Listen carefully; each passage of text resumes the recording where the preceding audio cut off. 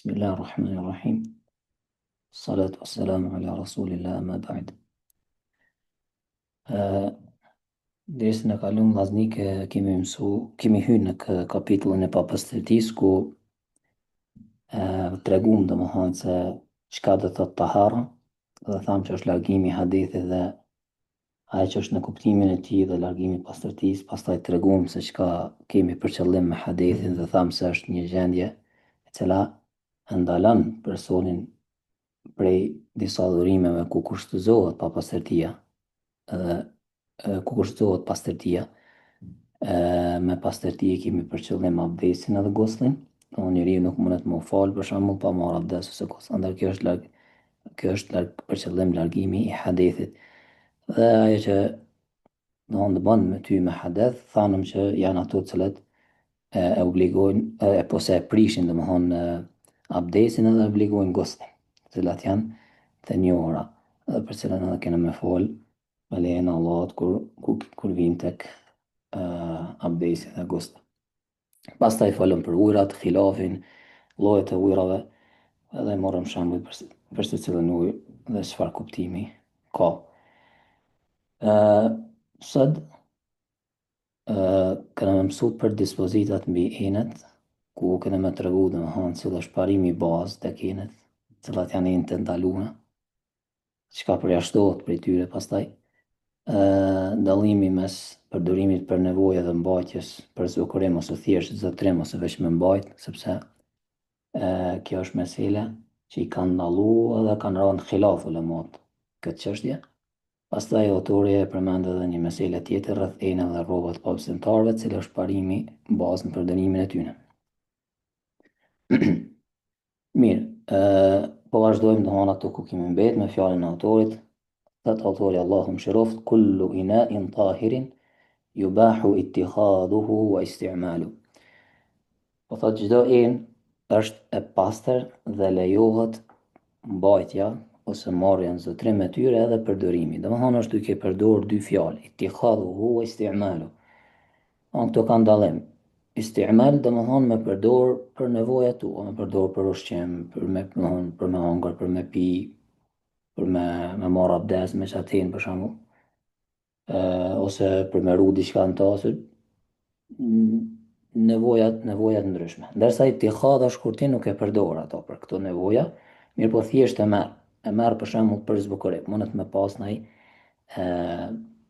formë karakteristike ose më dogma ma bukur ose diçka tillë, ose mundet me vendos njëri në tavolinë për ndonjë rast, po them, ndonjë fest, diçka më të rëndësishme, kështu me radhë. Kështu që së pari domethënë autori po na tregon që se përket anës së gjykimit, po thot janë të pastra dhe lejohet përdorimi apo vetëm zotrimi ose veç mbajtja e tyre. Domethënë kjo është parimi i bazë. Thonë çfarë do ene qoftë ajo, edhe nëse është enë domethënë prej druri ose është enë prej hekuri ose prej plastike, çfarë do materiali, qoftë përveç ato që na ka përjashtu shariati, na ka përjashtu Allah subhanahu wa taala dhe i dërguari i tij. Ose edhe nëse është ajo enë e shtrenjtë. Për shembull me konë me gurçmum ose me ndonjë material që është i shtrenjtë, edhe pse në këtë rast domethënë ka khilaf muslimanëve sa lejohet më përdor një enë e cila është e shtrenjtë me gurçmum e tillë. Kemi dy mendime, domethënë mendimin që lejojnë, që është mendimi i xhumhurit, e lejojnë edhe është për qëllim xhumhurit, domethënë realisht që tha mëdhëbet e thojnë, anë Hanefit, Malikit, Shafit edhe Hanbelit, mirë po disa prej Malikive e kanë bë pa pëlqyme, ku thonë se domethënë Allah subhanahu wa ta'ala thënë hua alladhi khalaqa lakum ma fil ardi jami'an, Allah është ai i cili ja ka kriju juve gjithçka që është në tokë. Domethënë në esencë ato janë të lejuara. Ndërsa mendimi i dytë thonë jo për shkak se disa Maliki që thash po disa Shafi kanë thonë se ato gjendet masraf edhe gjendet onë mendjemasi tek personi, do mundet me u godit me mendjemasi që me pas një lloj krenari ose diçka që është duke pipi një hinë shtrejt, ose është duke hongër për një hinë shtrejt, mirë po, sa i përket kësaj çështje ne themi që kjo njeriu bën ndalesë në çdo çështje tjetër të lejume, jo vetëm këtu. Mirë po në çdo çështje tjetër të lejume, bën. Nëse ti bën masraf me ato, ose bëhet ajo shkak që ti me pas mendjemasi, atëherë çfarë do gjoja që është, jo vetëm të jenët, bëhet e ndalume. Ai mendimi i gjuhurit thotë që inshallah lejohet edhe me pas jenë të mund shtrenjtë, kuptohet më së mërot pastaj këtë ndalesa. Mirë po nuk kemi një argument se tekst e cili ndalon. Mirë, yubahu ittikhadhu istimanon, në esencë edhe lejohet, janë pas edhe lejohet përdorimi apo vetëm zotërimi i tyre. Pastaj autori Allah më shiro po thot illa an yakuna dhahaban aw fiddatan aw mudabbaban bi ahadihima. Tash po vjen me përjashtim autori. Dohon esenca, parimi është lejesa edhe pastërtia. Pastaj po vjen me përjashtim.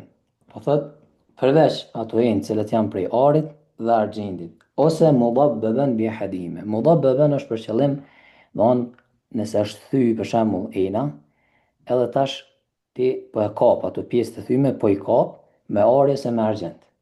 Domthon atë pjesën ku është thy ose ku është kris, për shembull shkrin are ose argjend edhe e kap enën. Domthon as kjo në esencë nuk lejohet. Që do të thotë, çfarë do forme që është ena, e rëndësishme është me pas ose çfarë do të materiali. Mirë po nëse ka brenda are dhe argjend, a është për shembull një material tjetër, mirë po është e lyme si përfatsisht me ari ose me argjend, apo veç e kanë zbukuruar me disa dizajne, me disa vija të holla rreth e rreth që është prej arit dhe prej argjendit, apo ka copa të arit dhe argjendit.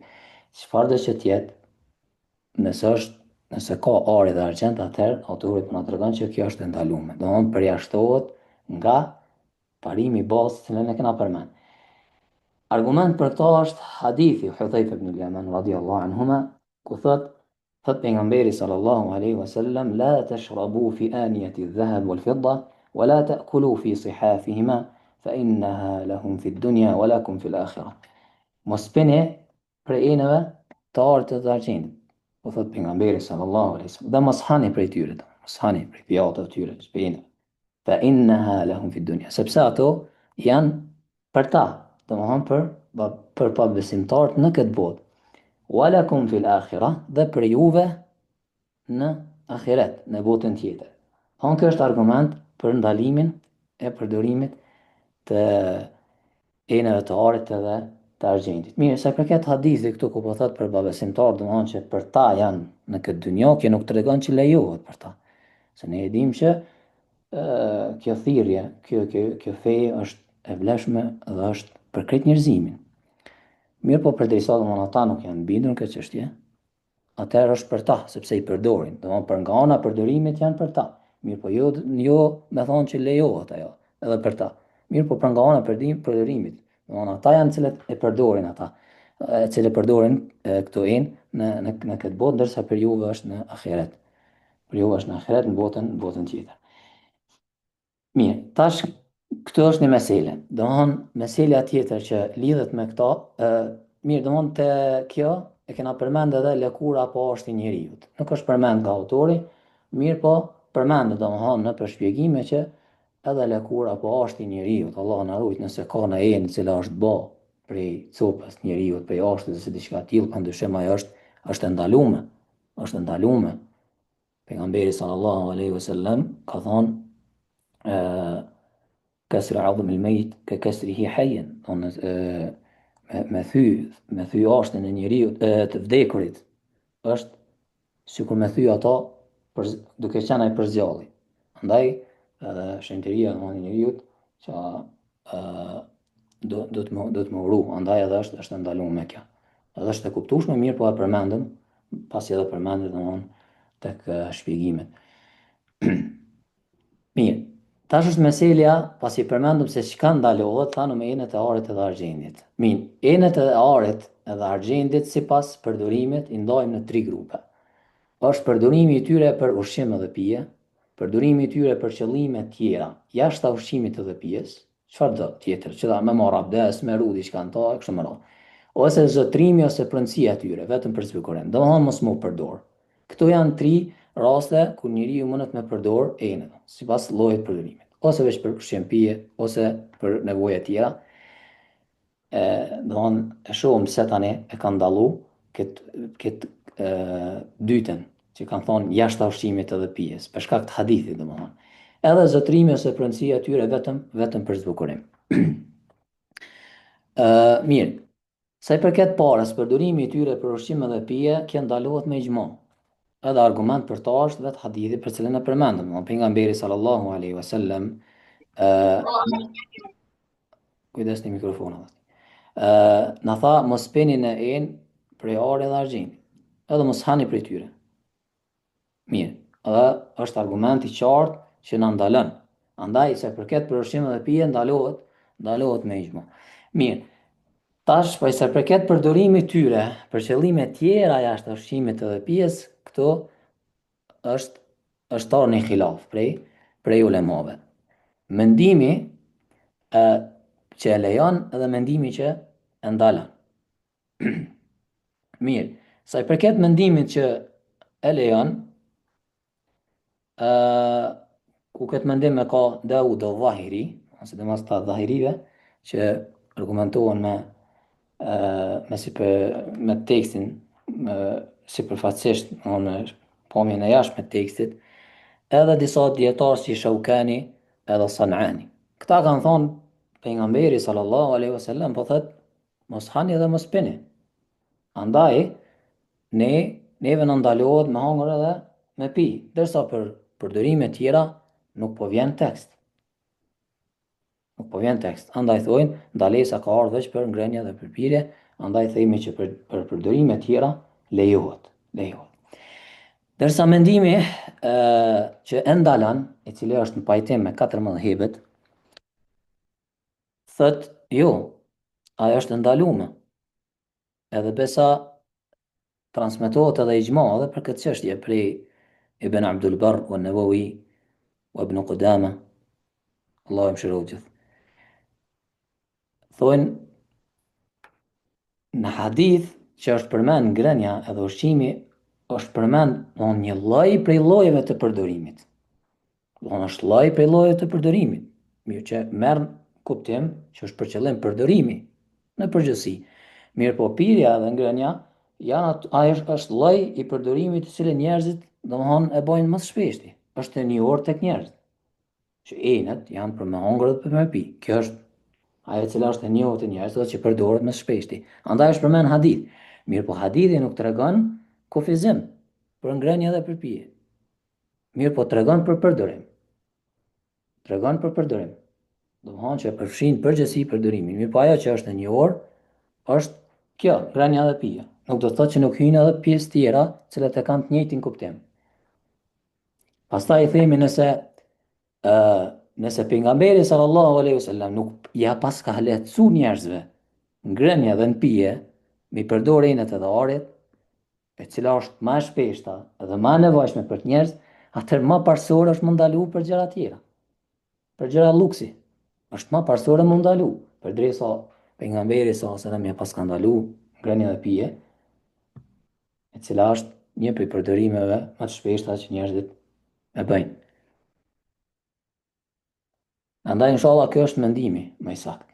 Kjo është më afër të vërtetës që nuk lejohet as përdorimi për gjëra të tjera. Hadithi nuk tregon kufizim. Hadithi nuk tregon kufizim. Mirë po është përmend lloj për lloj përdorimit edhe hyn edhe përdorime të tjera. Allah subhanahu wa taala na ka thonë që është ndaluar mishi i derrit. A do të thotë që tash vjami i derrit, gelatina të tjera, domthonë lkura kështu me radhë është e lejueshme jo. Mirë po ajo është përdor tek njerëzit. Ajo është e njohur, andaj tregon që është ndaluar. Mirë po hyn edhe pjesë tjera përveç nëse kemi hadith dhe kemi tekst që përjashton diçka. Nëse kemi atëherë në rregull jemi. Mirë po në esencë ndalohen edhe pjesë tjera të asaj gjëje. Është orë ndalesë për to, edhe tjerat hyn në atë gjykim. Mirë, pastaj është zotrimi ose pronësia. Veç me marë, me pronësu, me marë për veti, e blen edhe e len për zbukurim. A lejohet tash që kjo je nëse është për të argjendit, me lanë të dikon veç për zbukurim. Këtu ka ra khilaf. Kuptohet për sa në llojin e dytë ka khilaf, kjo është edhe më parsore me pas khilaf. Tash një jenë e cila nuk përdoret. A lejohet apo nuk lejohet? Do në edhe këtu kemi mendimet e disa të cilën kanë thonë lejohet edhe mendimet tjerëve që nuk, që thonë edhe kjo ndalohet. Mendimi i cili e lejon është mendimi i Hanefive. Këta thonë mirë, na domthon mënyra argumentimit është pak a shumë e njëjtë me ato dhahirive që thanëm ose atë mendimit që e lejojnë me mu përdor për çështje tjera.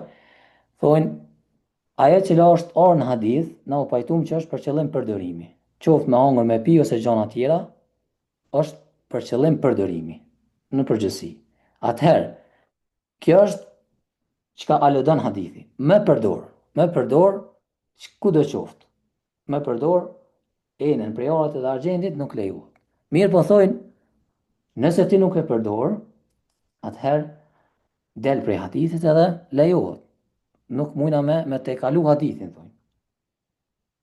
Nuk mujna me te kalu hadithin. Andaj hadithi po të regon për përdorim, ku do qoftë, si me angër, si me pije dhe gjana tjera, edhe thejmi që enët e orët dhe të argjendit ndalohen vetëm për përdorim. Dërsa për mi mbajt thjesht, mi mbajt Milan, për zbukurim, jashtë këtyre nevojave atëherë, themi që është e lejushme. Kështu thonë Hanefit. Dërsa mendimi i cilët e ndalojnë janë mendimi i gjumhurit, mendimi i mëdhëheve të tjera. Thonë jo, ne kemi rregull që përmendin fuqahat.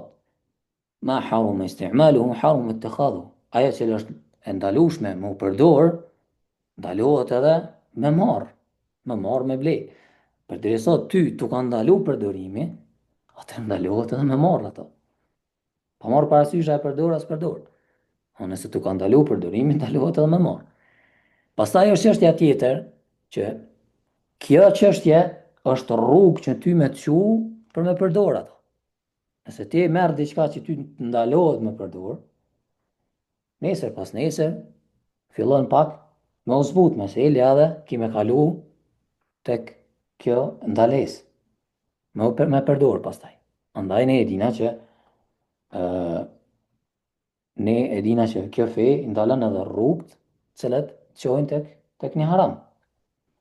Pastaj thonë pejgamberi sallallahu alaihi wasallam si argument tjetër, po thot ajo është për ata në këtë dunjë, ndërsa për juve në ahiret.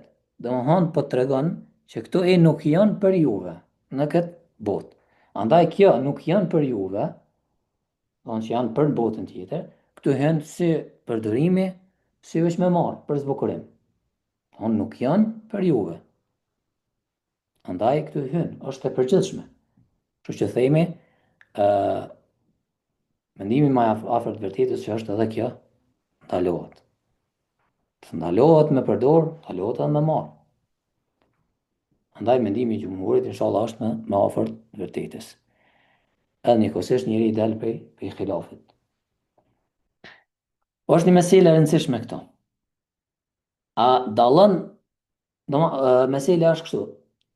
Sa i përket orët edhe argjendit, a janë të ndaluar në çdo aspekt, çdo kund, në mënyrë absolute? Jo. Ku lejohen? Lejohen disa raste. Për shembull, ori i lejohet grus për stolia, për stoli. Është e rëndësishme kjo mallcik. Ju lejohet grave për stoli, me u zbukuru ato, ja ka leju Allahu subhanahu wa taala për zbukurim, shkak nevojës që kanë. Ose argjendi lejohet për shembull për burrat që për shembull me pas burri unazën e argjendit, lejohet inshallah. Shkak se kemi hadith për to ku pejgamberi sallallahu alajhi wasallam ka thënë një gjë të tillë. Mirë, to nuk qenë kanë në mënyrë absolute. Por pas ka disa përjashtime duke pas argument, kuptohet. Mirë, tash, nëse grave po ju lejoj ka me me përdor arin, a do të thotë që kjo lejohet më përdor edhe enet, me hangër, me pi, në enë të arit të argjentit grave? Themi jo. Kjo është mesele e rëndësishme nuk di. Dhe më thonë në këtë mesele të enëve, të arit dhe të argjentit, nuk ka dallim mes grusë dhe burrit. Është ndaluar për të dytë. Ajo që lejohet grave është për stoli, nuk dalëm jashtë asaj. Andaj edhe për gratë është ndalueshme. Ngrënia, pirja, përdorimi edhe me i marrë veç me spukuru, siç thanëm, me qit, me lanë ato, një ari, me një enë arit të argjentit. Tash, nëse ka ndaj farë stolie e cila ka ndaj farë forme të gotës ose tenës diçka, na themi që lejohet, pa nuk konsiderohet tenë. Por mund gruaja nuk e gjet, nuk e vjerë ndaj enë të nxjerrën qafë ato. O nuk themi që është enë ajo. Mirë po, nëse ka formë, është lloj stili i tillë, rregull, nëse hyn të kanën, nëse hyn këtë pjesën e stolive. Mirë po enë si enë, tamam që quhet enë, atëherë kjo ndalohet edhe për gra. Andaj kjo është mesele se la ka nevojë me u përmend. Mirë, këto janë enet, përdorimet eneve të harit dhe të argjentit, që i thanëm ndajmë tri lloje dhe tregum khilafin edhe tregum domosdoshmë se cili është mendimi më i saktë për secilin prej tyre inshallah. Mirë, tash vazhdojmë në me fjalën e autorit, thot pastaj lakin tubahu dabbatun yasiratun min fiddatin li haja. Tash po vjen me një përjashtim tjetër.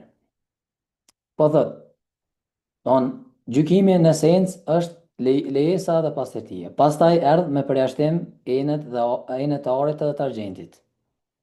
Edhe argumentu me to. Tash po vjen me një përjashtim tjetër. Prej këtyne eneve të arit dhe të argjentit, i kemi edhe një përjashtim. Thët, lejohet dabbe jesira, do thonë që kjo copë e vogël, min fidda, prej argjentit, jo prej arit, li hagjetin, në rast nevoja. Copë e vogël është për qëllim që kjo dabbe, që e përmenëm më herët, është për shkak kur thehet çaja gotë, ose enë, ose çka do që tjetë, edhe tash ti dënë me kap. Mirë po do të me kanë copë e vogël, mësë me kanë do thonë pjesë shumë e madhe, me u thy komplet enë ati, tash me mblu enën me ari dhe me argjend. Mirë po është copë e vogël, është ty, dy pjesë, edhe tash nuk është shumë e madhe, atëherë e kap, me ari, me argjend, jo me ari, edhe me kanë copë e vogël. Do thonë ky kushti i parë, me kanë copë e vogël. Kushti i dytë është me kanë prej argjendit. Edhe i treti në rast nevoje. Çka do të thotë nevojë? Rast nevoje i vjen mos me pas qëllim ti zbukurimin e asaj ene. Nëse nuk është qëllimi yt me zbukuru enën, atëherë çdo gjë tjetër është në rast nevoje. Tash, për shembull, themi, a lejohet nëse ai ka dy enë ose tri enë, a lejohet tash nëse ju ka thënë njëna enë, edhe me kap me ime, është copë e vogël, prej argjendi, edhe me kap. Edhe mirë po ka nevoje pra atë, prapë se prapë. Themi po, nëse nuk është qëllimi ai me zbukuru, po, lejohet inshallah dhe se kjo është rast nevoje. Nevoja me atë domosdoshmërinë ka dallim. Përndryshe nëse themi s'ka një tjetër, përveç saj atëherë kjo është domosdoshmëri, që i duhet patjetër. Për shembull, atëherë kjo është më parsore me u leju se sa kur themi në rast nevoje. Në rast nevoje, qëllimi është mos me kanë për zbukurim. Andaj, nëse nuk është për zbukurim, atëherë kuptohet që kemi për qëllim nevojë. Dohan janë këto tri kushte, cilët do të mu me pas dhe në hana e. Të trijat do të mu plëcu. Jo njëna për tyne, të trijat. Me kanë copë e vogël edhe prej argjentit në rast nevoje. Jo nëse është copë e madhe, mirë po është prej argjentit, s'bën. Copë e vogël po prej arit nuk bën. Copë e vogël prej argjentit, mirë po për zbukurim, s'bën. Dohan mu plëcu këto tri kushte. Mirë, tash meselja vjen nëse dikush merr abdes prej kësaj ene. arit edhe argjendit. A lejohet, po më nëjë, a sakcohet abdesi, apo jo? Mirë, nëse i kujtohet, kur e kemi spjegu ujrat, kemi thonë prej ujrave të ndalum, është ai uji i cili është i pastër, kemi drejtë apo po është i vjedhur. Çka kemi thonë atje? E kemi përmend atë khilafin që në medhhab për shembull nuk e lejojnë, thotë nuk saksohet abdesi. Mirë, po kemi thonë sipas mendimit më të saktë, lejohet ai ujë për shkak se gjunoa është diçka jashtë dhe nuk lidhet me ujin, nuk lidhet me abdesin, nuk lidhet në fakt me abdesin. Abdesi me kon uji, domthon i përshtatshëm për abdes, i vlefshëm për abdes, edhe me kon uji i cili rrjedh, kuptohet në për gjymtyr, kaq, abdesi pranohet. Mirë, po njëri bën mëkat. E njëjta është këtu. Ti me përdor enën e arit ose të argjendit, për shembull me çi dikush me bakall të argjendit, për shembull, ose të arit, me marr abdes. Atëherë themi, abdesi pranohet, për shkak se kjo ndalesa është me diçka tjetër, nuk po lidhet me abdes, po lidhet me përdorimin e enës. Andaj, abdesi pranohet, nëse ti e fal, për shembull, ose kush është fal, atëherë themi që namazi është i saktë ke në rregull, për shkak se abdesi pranohet. Mirë, po ke bë mëkat. Ke bë mëkat. Për shkak se ke rënë në ndalesë, ajo ndalesë është përdorimi i enëve të arit dhe të argjendit. Andaj abdesi pranohet. Mirë. Kjo është sa i përket kësaj çështje. Pastaj autori vazhdon dhe thot: وما لم تعلم نجاسته من آنية كفار وثيابهم طاهر. Thot përderisa nuk dihet pa pastërtia enëve të pabesimtarve ose rroba tyne, atëherë ato janë të pastra. Dohon, po tregon që gjykimi për enët e rrobat e pabesimtarve në esencë janë të pastra përderisa ti nuk e sheh ndonjë papastërti të këtu, ose nuk e sheh ndonjë ndalesë të tu. Pastaj, autori ku thot pabesimtar është për qëllim të gjithë pabesimtarët. Dohon, qofshin ata për ehlil kitabit,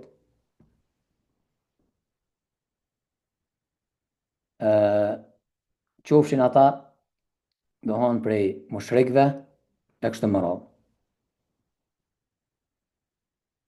Dohon nuk dallon meselja. Më falim vllaznia, më me ditë a jeni të po screenin? Po, jem to, po. Mirë. Atëherë domthon është për qëllim çdo jo besimtar. Qof mushrik, qof krishter, jahudi, çka do të jetë. Përderisa ti nuk e sheh papastërtinë ato. Mirë, sa përket meseleve të rrobave ose enëve të pabesimtarëve nuk del prej dy çështjeve. E para është enë ose rrobat të cilat ata i kanë prodhu. Enë ose rrobat të cilat ata i kanë prodhu. Atëherë kjo lejohet. Kjo lejohet. Vetë domthon pejgamberi sallallahu alaihi wasallam edhe shokët e tij kanë vesh rrobat të cilat ata i kanë prodhu, i kanë marru ose enë. Andaj këtu nuk kemi khilaf se përket lejesës. Mirë, po meselën për cilën po e përmend autori, Allahu mëshiroft, është enët dhe rrobat që i kanë përdor ata. I kanë përdor ata. Andaj po thot, përderisa nuk shihet papastërtia te këtu, atëherë themi që janë të pastra. Edhe argument për ta është hadithi i Imran bin Husayn radhiyallahu anhu, ku thot pejgamberi sallallahu alaihi wasallam ka pi prej një ene, është një enë me zede, është një enë e cila është e formuar edhe prej lëkurës, ka pi prej një ene një grua mushrike. Andaj po kuptojmë prej kësaj që pejgamberi sallallahu alaihi wasallam e ka pi. Në esencë ajo lejohet dhe konsiderohet e pastër përderisa nuk po shihet diçka që ka ndalesë ose diçka që është e papastër. Domthonë nëse ata qesin ty prej enëve të arit të argjendit, kjo nuk lejohet, na tham. Nëse ata e përdorin, pejgamberi sallallahu alaihi wasallam ka thonë për ta është në këtë botë, nuk do të thonë që është e lejueshme. Andaj, nëse ata qesin prej enëve ose dojnë me pi ose çka do të qoftë, atëherë kjo është ndalueshme prapë se prapë. Mirë, po në esencë ato janë të pastra dhe të lejueshme përderisa ti nuk e sheh ndonjë ndalesë ose nuk e sheh ndonjë papastërti. Mirë, sa i përket kësaj mesele për mos qaru, nuk është meselja kjo që ti me marrë që atë enë ose rrobën që ata kanë përdorë me shkutin shpellë me la rrobën edhe me thonë, ok, që kjo do në ka qëllimi. Jo, jo, ti kur të mersh rrobën ose enën e pastron shpeja, aty nuk kemi nevojë me bisetu për këtë meselë. Sa ajo është e pastër se ti jetu e pastru. Esenca është për momentin kur ai ka përdor, për shembull, sa i përket rrobës, dikujt që mundet me punu me një pabesimtar. Për X arsye, në ndonjë rast, mundet për shembull me të ndodhë që ai me ta dha rrobën tonë, cilën ai e ka përdor në punë ose ku e di. Tash njeriu muslimani fillon me menu.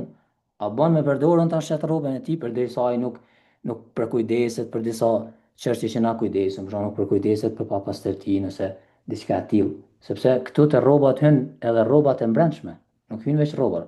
Nëse çfarë do të thonë, me të dhënë pantollat ose rrobat e brendshme, çka do të thotë, mirë po i ka përdor ato, edhe ende nuk janë pastru.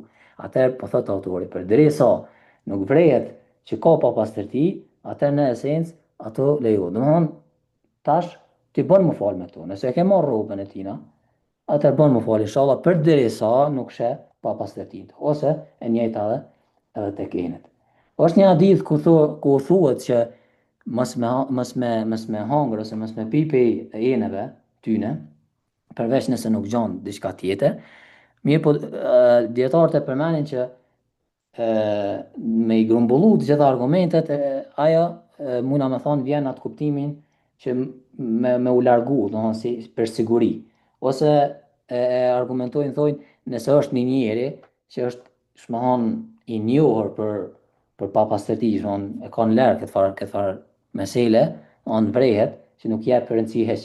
Atëherë thojnë për këtë person, atëherë ma mirë është mos me përdor heq. Mirë po, thamë domthonë në esencë, ato konsiderohen të pastra përderisa nuk dihet që ka ndonjë, nuk e sheti me syta. Qoftë për enën ose qoftë për rrobën. Mirë, atëherë kaq po kaq po lajm për këtë ders. Pastaj është një meselë tjetër rreth lëkurës të coftines, a pastrohet, as pastrohet, a lejohet më përdor, mirë po inshallah e shpjegojmë në dersin tjetër. Wa akhiru da'wana alhamdulillahi rabbil alamin.